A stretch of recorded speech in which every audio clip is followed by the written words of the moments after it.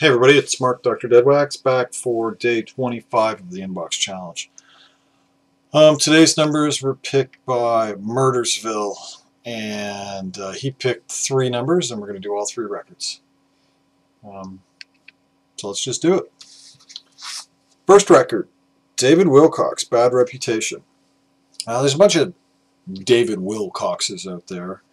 This is a Canadian David Wilcox. He's a kind of blues guitar player. He's gone more to acoustic blues in the past years, but when this record came out, which was 1984, and before that he was doing electric blues. Somebody wants to be in the video. So he kind of does like rockin' blues, good time music. I really liked him when I was young, like 17 to 19. I was a huge fan of his music. He lost all interest for me. I found this and I thought, maybe, maybe as I revisit it, maybe I'll really enjoy it. I didn't really. It had its place in time, but it doesn't really have its place anymore. You want to stay here for the whole video? This is going to show us the first record. Oh, she's gone. So this is released on Canadian Capital. It's on Color Band Capital, which was the second iteration of the Color Band in 1984. It wasn't. They switched to many other labels, and then they'd come back to this Capital Color Band. Then Deadwax has nothing overly interesting in it. Just the plates are made at Sterling, so that means they're not Canadian made. There's no Cutter's initials in the record. For what it is, it's great. This is really good party rock and blues music. He's funny, quirky lyrics. It just doesn't work for me anymore. Next, Johnny Cash, I Walk the Line. This is 1964 on Columbia. This is a stereo pressing. They came in stereo and mono. This is an original pressing on 2i Columbia.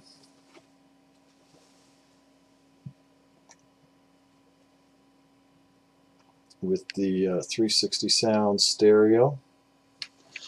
This is not a first plate by any means. I mean, I think one side is a 1D, so that's 4th plate, and then the other side is a 1AF, so that's 1st plate, 6th daughter pulled from it. So these are not, but they're early enough. I mean, this is gorgeous. I mean, except for the fact that I scratched it. It's like Vance's thing cursed me. I scratched this sliding that sonar arm off. It only ticks for a little tiny bit. That is just a piece of dust. But look at this. This is from 1964. This record is perfect. Actually love this record. I played it twice. I don't think I've done that in forever. I listened to it and I was like, fuck, that's great. That's just so well done. So I listened to it again. So I Walk the Line. This is basically, he's with Columbia now. He done some stuff for Sun. When he was on Sun, he recorded I Walk the Line at Bad News, and I think Folsom Prison Blues, and Hey Porter, and a whole bunch of other songs. And he'd had hits with them. But this was a way to get those songs into the Columbia catalog. Now, this is not available on CD, this record, so and it's fantastic. It is just great. It sounds great. This record is as quiet as you could hope for from a record from 1964. It's basically brand new. A couple of little ticks here and there, and that's it. And the music is great. I Walk the Line, Bad News, Folsom Prison Blues, Give My Love to Rose, Hey Porter, I Still Miss Someone, Understand Your Man, Wreck of the Old 57, Still in Town, Big River, Goodbye, Little Darling Goodbye, and Troublesome Waters. Just total A-list cash songs, lineup, performance. His voice is right on. You know, the stereo 360 sound is doing a great job. It's really well recorded. It's simple. It has some mariachi touches, which he liked to do with the horns on some songs, and it has some bluegrass touches on other songs. I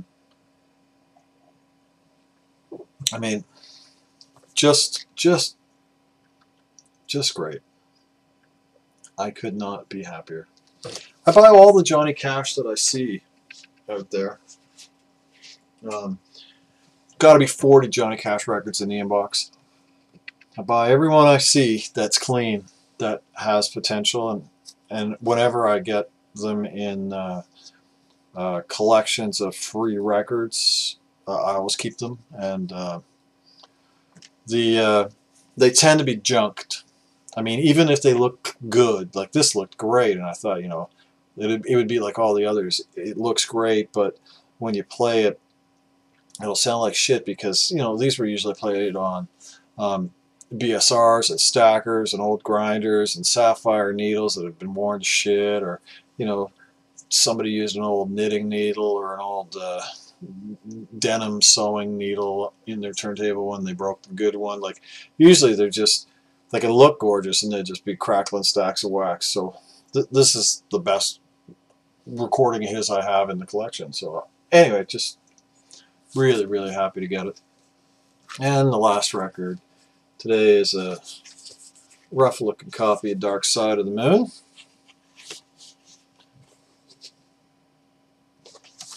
And this has no posters or badges or stickers or t-shirts, just the vinyl. I buy all the Pink Floyd records I see. There's got to be, I don't know, there's tons of Pink Floyd in the inbox. This is the first one I've come across. This is a U.S. pressing. Sorry, this is a Canadian pressing. It's made with plates from the United States. They say mastered by Capitol on them. On one side, mastered by Capitol Wally.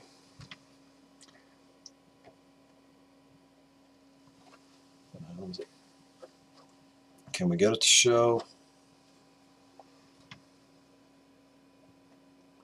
There it is. So you can see beside the master by Capitol at 12 o'clock, there's Wally.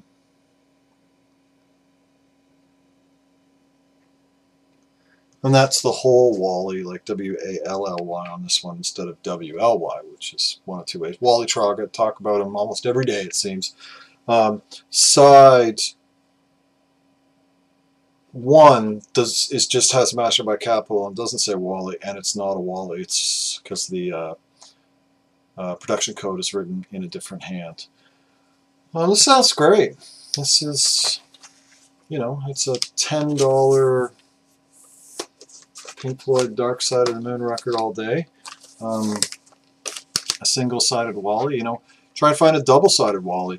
Double-sided Wallies, Pink Floyd Dark Side of the Moon, they're rated behind Japanese pressings in the second. I have a second Japanese pressing. That's a fantastic sounding record. The best Japanese pressing is the third Japanese pressing, which is a Japanese pro use. And the only thing that's really better sounding than a pro use is a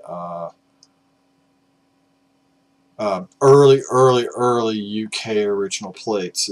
I think it'd have to be 1B stampers to like 1D stampers to beat the Japanese pro use.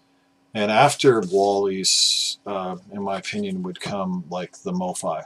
I think the Mastered by Capitol $10 walleyes are better than the MoFi pressings. And way down at the bottom of the list is the 30th anniversary reissue that came out. Oh man, that's terrible. Or whatever the hell. The one that came out in the past 10 years. So that's today's records. It's going to be a short one today. I think I did 40 minutes yesterday, and I'm sure you all are sick of looking at me. Maybe like, stop making videos.